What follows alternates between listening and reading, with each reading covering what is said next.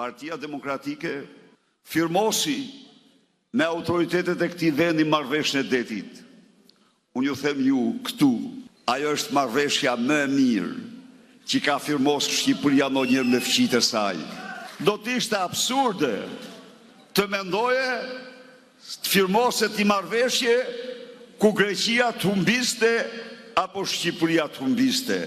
Ja pra që ka marrëveshje ku fitojnë të dy palët. Këtë marrëveshje e përmbysi Edi Rama. Jo vetëm përmbysi marrëveshjen, kur gjykata e hodhi poshtë qeveritë greke. Ranë dakord që të shkonim në Hagë, çfarë bëri? Jo, tha, do bëjmë marrëveshje më të mirë. U tregua një sharlatan. Negocioi 3 vite dhe në fund i thot ministrit jashtëm, po ne nuk e firmosin dot se kemi një vendim gjykatës kushtetuese. Unë ju garantoj ju se ajo marrëveshje me Partinë Demokratike në pushtet do të finalizohet dhe marrëdhëniet midis Shqipërisë dhe Greqisë do të jenë shumë të mira.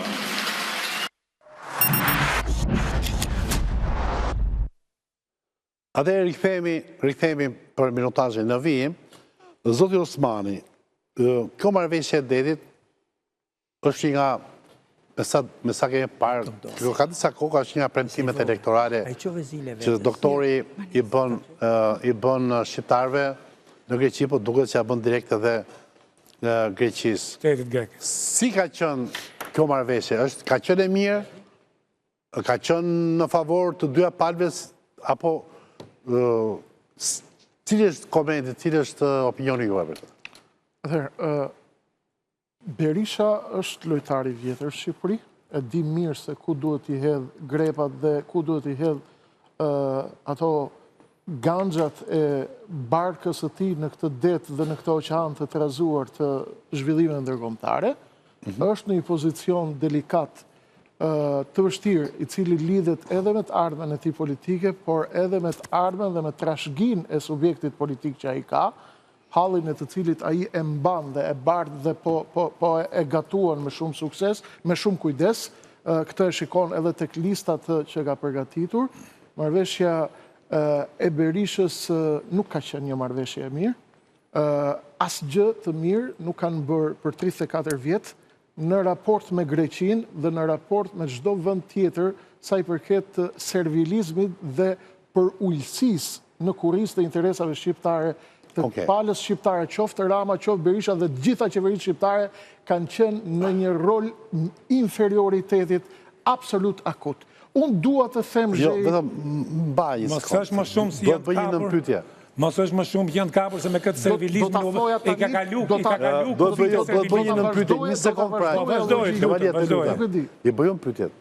Prandaj se vona i pyetje. Ke miku im shumë i ngushtë, po pyetje bëjon. Ja, më fal, nuk e kisha. S'ka problem, mos jo nuk mërzitëm fare. Ideja është kjo që duaj ti je dakord me vendimin e gjykatës kushtetuese që e rrëzoi këtë? Po. Se unë kam qenë shumë dakord, ne kemi qenë një nga ata. Po. Pra, dhe duhet një marrëveshje e re për det. Kur një gjykatë kushtetuese rrëzon një vendim të një qeverie X, Berisha, Rama, kushdo që tjetë, ka të drejtë kjo qeveri ta rivendosi pa brenda ditës? Ai ka të drejtë vetëm një gjë, vetëm në një rast, në qoftë se ai shëmb rendin këtu në Shqipëri, rendin kushtetues dhe shëmb klasën politike. Pra, domethënë është e pamundur kjo. Është e pamundur. Pra, këtë e ka shpjeguar ai admiral Vladimir Beja për shelfin kontinental, për kilometrat... Osmani, tani këtu problemi që këtu gjyrat e vendosin politikanët, gjyrat bejadet për fatkeq. Dua të them që pse ka qenë një marrëveshje e keqe. E keqe, dakor, këtu dua. Dhe qengelat që i kanë hedhur për arsye të tjera. Atëherë pse doktori super i zgjuar është gjeni në llojin e vet. Si ka mundësi që një marrëveshje të keqe e ripropozon? Pra kjo është një shkelje syri ndaj Athinës, se nuk është një gjë kaq e thjeshtë. Jo, është një detyrim ndaj Athinës më shumë. Ose detyrim ose ofertë. Kjo është fare, dëgjoj. A ditë më falni po pres. A ditë që është bërë takime me diasporën? Po. Ka qenë edhe 111 dhjetori i Vorjo Epirit. Dhe aty nuk u fol për festën kombëtare ku kanë marrë pjesë Darvanitasit, por u fol pikërisht për 111 dhjetorin e Vorjo Epirit. Foli Beleri, folën të tjerë dhe përmendën hapur dhe a ditë nuk ka pas asnjë flamur shqiptar në atë sallë. S'u ta themi, se do ketë patur. Kemi pamje... Jo, shife, qite, mund të ketë pas. Prit, një minut. Dhe ky sjell dhe marrëveshjen e detit kur tash siç thon dhe historianët dhe gjykata kushtetuese dhe gjithë kemi qenë dakord apo jo zotëri që është një marrëveshje e keqe në dëm Shqipërisë. Po për radhën zotin Ndoj se si historian pa gjykoj. Po. Dakor? Zotin Ndoj?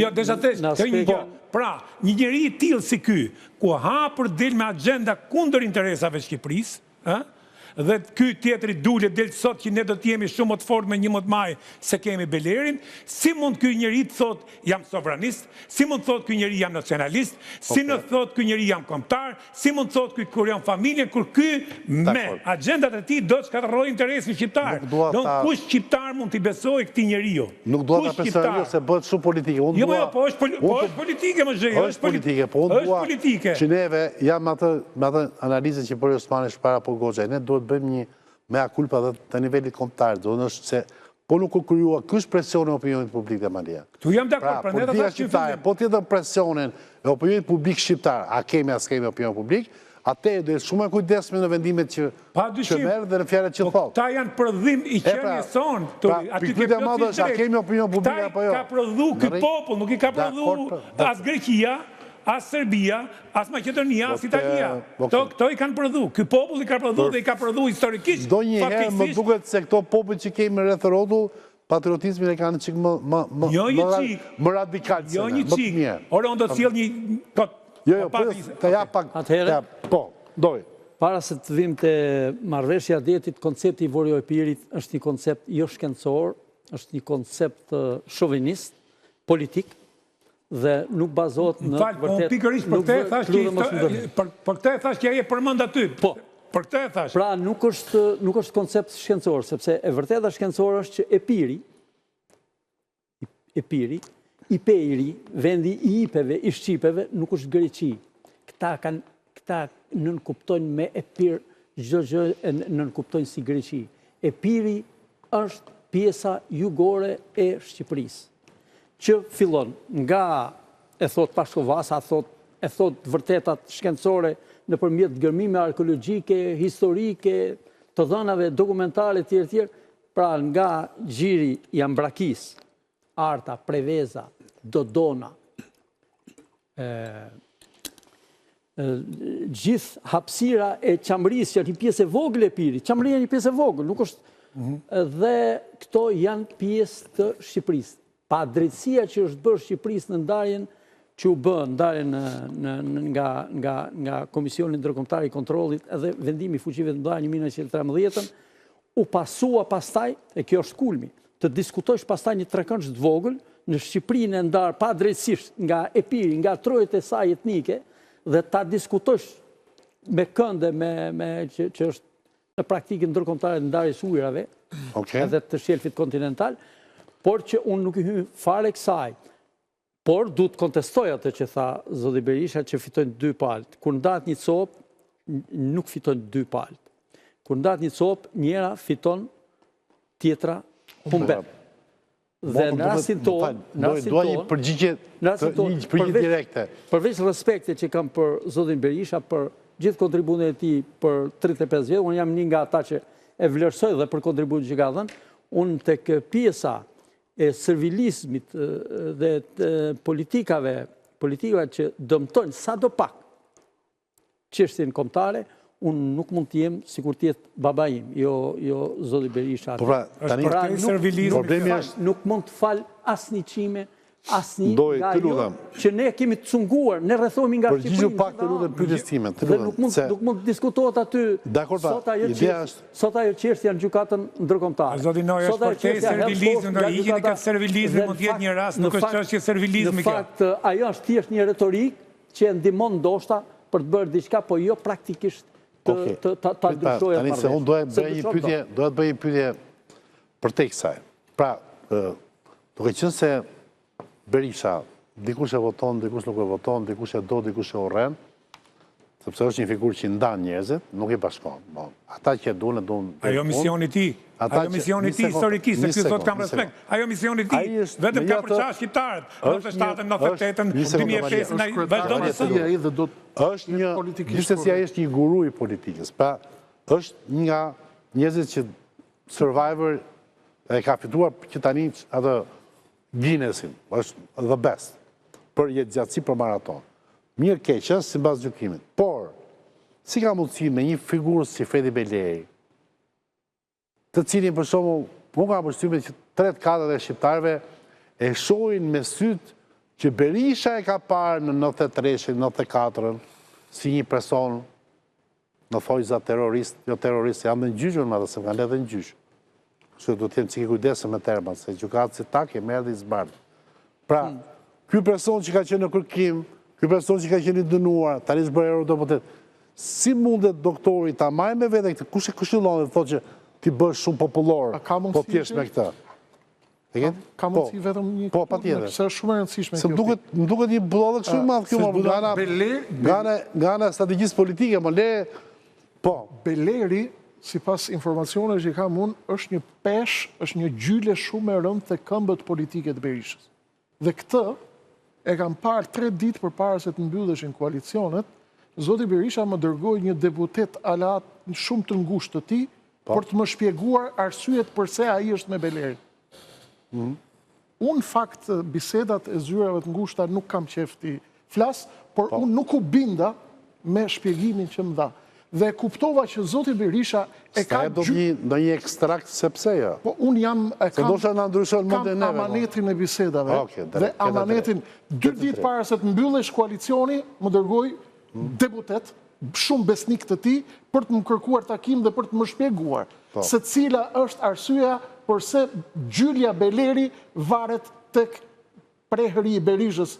Unë nuk rash dakord me shpjegimin e mikut të tij dhe u largova i qetë.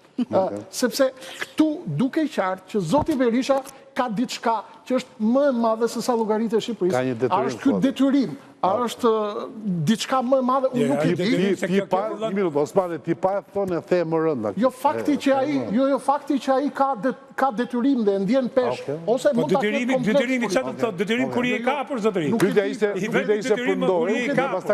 Kur i ka. Goxaj. Nuk e di. Të lutem, ti flasim gjithë. Çështja e detit që Berisha e prendon, çështja e detit, cila do qeveri, pra Berisha Rama është tradhti kombëtare. Të merrem me çështën e detit, për arsye se këtu nuk kemi të bëjmë me ndarjen e ujrave ndërkombëtare. Këtu kemi të bëjmë me dhënien e ujrave tona territoriale, greqisë. Dhe kjo është vërimtari totalisht antikombëtare dhe është tradhti kombëtare. E para dhe e dyta është tradhti kombëtare për arsye se sot e kësaj dite Greqia nuk e ka ratifikuar asnjëherë njohjen e kufive të vitit 1926, siç ka miratuar Komisioni Ndërkombëtar atëherë. Pra Parlamenti grek nuk i njeh kufitë e Shqipërisë, nuk i njeh këta kufi që ka. Dhe derisa ti njohë këta kufi, duhet të njohë njëherë këta kufi, pastaj hajde të diskutojmë për çështje territoriale. Pa njohur këta kufi, nuk diskutojmë, se po diskutuam automatikisht e hapim lojën. Jo, hapim lojën dhe fillojmë. Sepse kufi është kufi. Dhe hap lojën dhe pastaj kalon me kufilin toksor. Dhe ai thotë dua edhe këtë pjesën tej. Prandaj çdo lloj veprimtarie, çdo lloj qeverie, qoftë e Berishës, Ramës, Fatosnanos, kujt do tjetër që ka qenë, që merret me çështjen e detit, është veprimtari antikombëtare dhe tradhti kombëtare e para. Dhe e dyta, vendimi jo edhe gjë. Të sqaroj çik. Vendimi e gjykatës kushtetuese. Vendimi i gjykatës kushtetuese është i gabuar për arsye se vendimi i gjykatës kushtetuese merret vetëm e quan të gabuar çështjen e detit për arsye se nuk jo mor leje presidentit, jo për arsye se është shkelje kushtetuese dhe është tradhti kombëtare. Pra ata shiko kanë ruajtur ta gjykatës që morën vendim, kanë ruajtur bythën e tyre politikisht dhe e kanë quajtur gabim pse nuk ju mor leje presidentit për biseduar se është kompetencë e presidentit. Si po, thjesht çështje procedure. Pra e kanë bërë çështje procedure dhe jo çështje kombëtare. Prandaj po them që kjo është shumë e rëndë dhe shumë e rrezikshme. Po ka kanë dalë procedure. Kjo është. Ky është rasti që unë do thoja që qëllimi justifikon mjetin. Është i vetmi rast. Sepse në fakt rrëzimi nuk e rikthen më atë. Por pyetja që kam për ty është të vazhdoj kohë me ty. Tani se kjo kërkon një zgjidhje, sepse një zgjidhje është lufta që ne sa bëjmë do? Kemi kallqe. Por se, një zgjidhje tjetër është që do vendosin fuqitë e mëdha, ne nuk e dim se kanë do bëjnë fuqitë e mëdha. Një zgjidhje tjetër për shembull Strasburg apo gjykata ndërkombëtare. Ti je kundër këtyre? Fuqitë mëdha. Jo, sepse ti di shumë mirë se unë kam dëgjuar me vëmendje shpjegimet, bëhet fjalë për shefin detar, dhe bëhet fjalë Ajo është çështje teknike. Jo, është thelbi. Hyet disa shkëmbej. Është çështja teknike për të humbur nga thelbi. Është çështja teknike për të ikur nga thelbi. Kanë hyrë në teknikë. Nuk po jap përgjigje, unë po thelloj pyetjen, po e bëj detajuar. Bëhet fjalë për disa shkëmbij, të cilat Greqia i konsideron si ishuj dhe pikë referimi për ligjin e 6.000-eve, ne themi që jo, këto janë shkëmbi dhe nuk janë ishuj. Pra, interpretimi tyre janë dy parë që gjinden, do ta bëjnë një arbitrazh apo do bëjmë luftë. Kjo çështje teknike, kanë hyrë në çështje teknike për të fshehur që ke bërë një luftë, kështu problem. Djalli fshihet në detaje dhe detaj teknik fshet thelbin. Në rast se ne diskutojmë detaj teknik që ky guri atje, ky guri këtu, është ishull apo s'është ishull, neve na cënon kufirin kombëtar. Po jo ne, mor, grekët e thonë këtë, ata kanë të pretendim. Po për këtë duan. Po ne si ta bëjmë? Cënojnë kufirin. Po ne jep zgjidhje. Zgjidhje po mund ta jap zgjidhje. Se ne në emision këtu e bëjmë. Po mor, po zgjidhja është kjo. Kur je politikan. Po mor, po zgjidhja është kjo. E para Greqia duhet të ratifikojë marrëveshjen e kufive të vitit 1926, pra të njohë këta kufi që janë. Nuk dua. E dyta, të heqë edhe ligjin e luftës. Pastaj pasi të heqë, të dyja, atëherë nuk nuk ka bisedime valla. Nuk ka si lloj bisedimi valla. Se do qëndrojmë si kemi qenë. Ora ai të kalon anijet aty, më thotë është e imja. Po në më Po se çfarë do bëjmë si lutë Kipros? Sot i kalon, nesër kur të forcojmë nuk i kalon më. Nesër kur të forcojmë. Absolutisht. Para forcimin tonë. Pra unë me atë prit gamort bibar. Unë jam me atë me rrugën më të moderuar gjykata gjithsesi. Po edhe gjykata. Po gjykata duhet të kalojnë përmjet të procedurë. Pra, të njihen kufit, të hiqet ligji i luftës, pastaj do ulemi të bisedojmë. Pa këto dyja s'kem si bisedojmë. Edhe gjykatat, edhe institucionet ndërkombëtare nuk mund të neglizhojnë dhe nuk janë kaq arbitrar sa janë grekët me ne tash. Kështu që ne unë them që në thelb diskutimi i detajeve pa heq ligjin e luftës është në thelb diskutimi i humbur. Ne pa, po tani. Për të hequr nga thelbi. Nuk dua. Për të hequr nga thelbi. Po unë di, mund të flasim për civilizëm qeveritar nga 90-ta deri sot që jemi këtu. Por ama nuk di një qeveri që zyrtarisht nuk ka kërkuar heqjen e ligjit të luftës. Të gjitha. Formalisht e ka kërkuar. Po mirë, pse ke hyrë dhe këtë teleru në të gjitha ato gjona, ke pranu duhet të folë në parlament, nuk kemi asnjë rezolutë, nuk ka asnjë rezolutë të parlamentit shqiptar që i drejtohet Greqisë për heqjen e ligjit të luftës. Asnjë rezolutë s'kemi sot e kësaj dite. Asnjë rezolutë bëjnë këto. Po normalisht si nuk bëhet.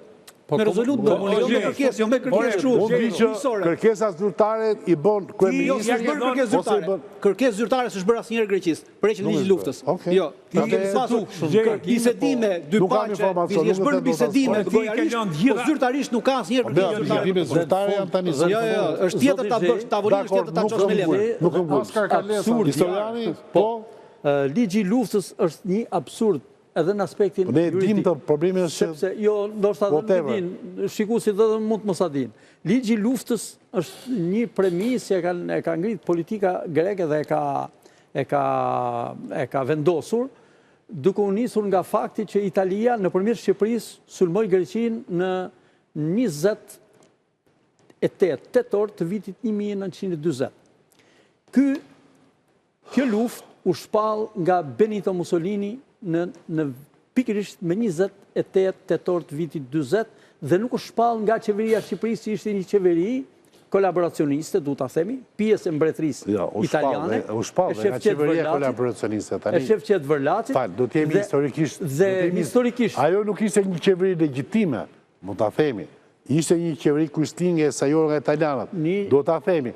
Por akt lufte bën dhe ata. Akt lufte ata, shiko se unë jam marrë me këtë punë. Edhe unë jam marrë pak. Nuk jam marrë se nuve, po... Aty në Rjeshta ti ke gjetur që... Edhe batalionin Tomori e gjitha këto. Po, janë gjitha ato. Por ti ke gjetur në Rjeshta atje, Shefqet Vërlaçi nuk ka firmos ligj lufte.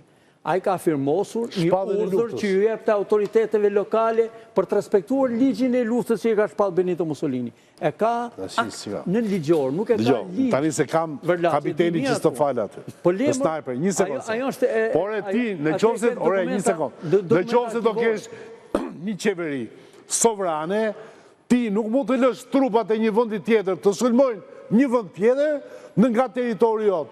Jo, po nuk është qeveri sovrana ajo. Pra, aty mbaron loja, qeveri kolaboracioniste. Atere po themi. A pjesë e mbretërisë italiane, a Etiopia, Republika e Greqisë, akoma sot ka dëshirë apo ka interesa politike, që të njofi vendimet e një pseudo-qeverie, apo një qeverie falso, kuistinge si të ishte një qeveri legjitime. Tu është loja më mbaron tu, rëdzon aty. Jo, se përshimi shumë cekat. Ja shumë rëdzon. Jo, ta shumë shikosh.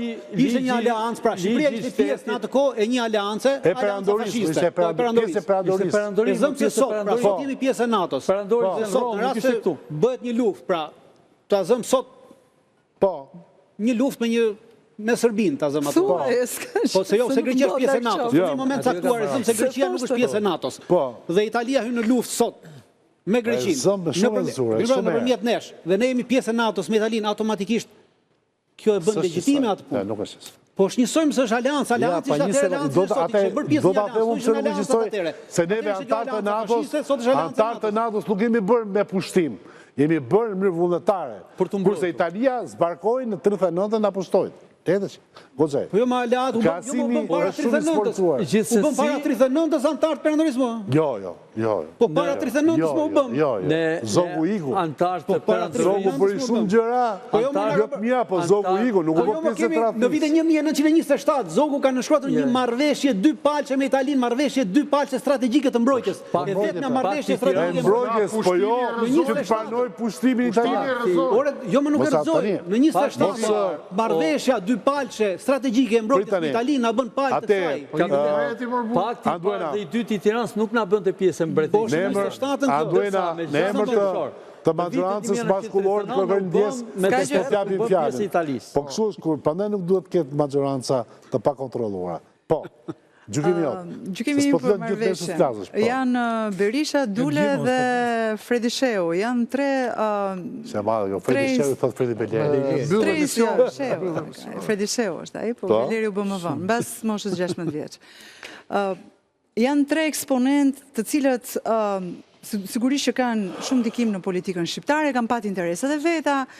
Ne kemi parë që Fredi Sheu u prit në zyrën e Mitsotaqisit si një hero, u soll pastaj u bërë deputet në kohën kur fitoi edhe mandatin e tij, por mos harrojmë që interesat që ata flas më shumë edhe i referojmë edhe zotit Berisha.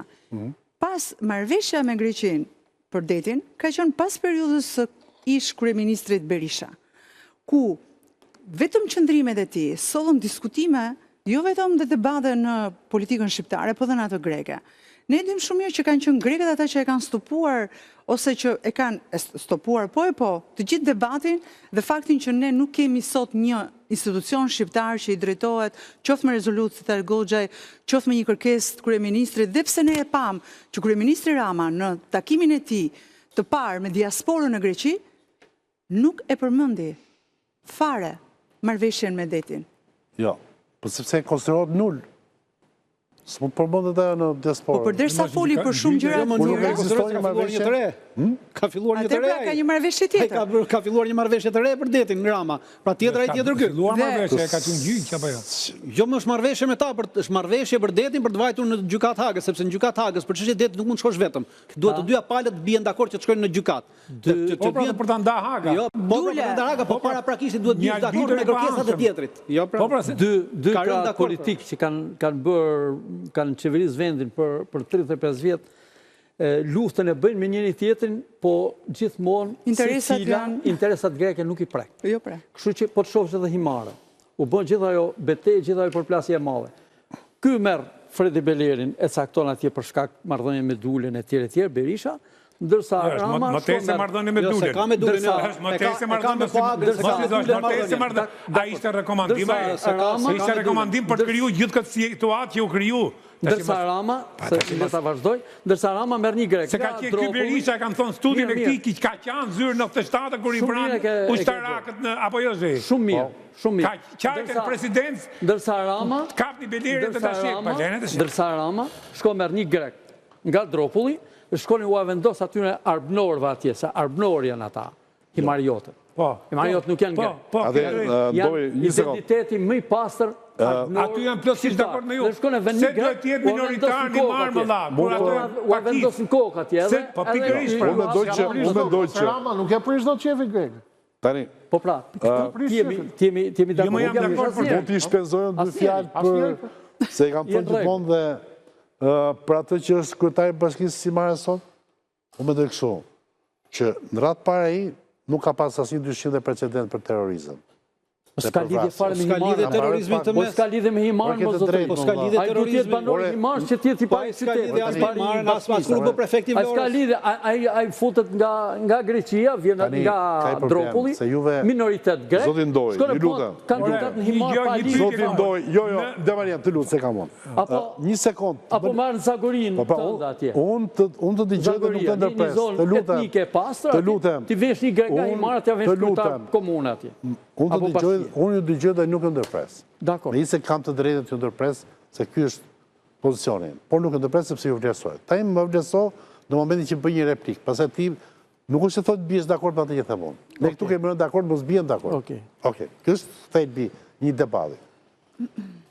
Personin fjalë, ndoshta, ka qenë një interpretim i faktit që Beleri u fut në burg, u bë një çështje kombëtare greke, krijoi një tension shumë madh midis dy vendeve, dhe ky është fakt, e bëri prokuroria e Vlorës, e bëri Spaku, pati koincidoi me sulme verbale direkte të mëparshme të Ramës, dhe u duk sikur dhe Greqia shiti me art, siç tha Nduena në Amerikë, gjithandej ku ka lopët e veta, si një persekutim shumë i madh që i bëhet pakicës së vogël greke në Shqipëri.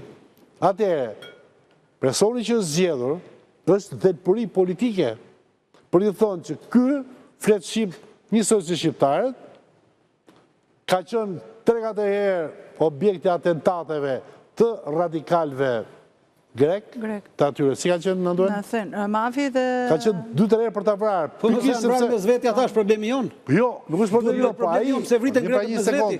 Po ti ke Mira i Mariot, që janë malësor, dhe që shkojnë marrin letra greke tani apo. Po mirë, po s'janë minoritarë. E shesin malësi për 300 euro. Po s'janë minoritarë. Po mirë po tani mos. S'janë minoritarë. E shesin malësin për 300 euro dhe pastaj dolin. Po dalin ja fusin me shipe. Dakor. Në këtë rast se ti unë e di se nuk janë minoritarë. Juve përmendet që parë që nuk është jo, vërtet ai s'është se nuk është prekur për terrorizëm tavë, por ama kur forcat RNA vranë atë terroristin Bularat, ky erdhi nga Kanadaja ku jetonte dhe vajti për ngushëllim atje dhe kërkonte drejtësi për atë terroristin që vran forcat RNA në Bularat. Ky që është sot. Nuk kam rekorde për të. Jo, po ka rekorde, ka filmime, ka fotografi. Bëj një mesazh bie unë fotografit, ta bie dhe filmimin ta shohësh ku kërkon drejtësi për terrorizmin, për terroristin që vrau RNA në Bularat. Bëje publike dhe do ta botojmë. Po, ta bëj publike sa do. U them një EV dhe publicitet.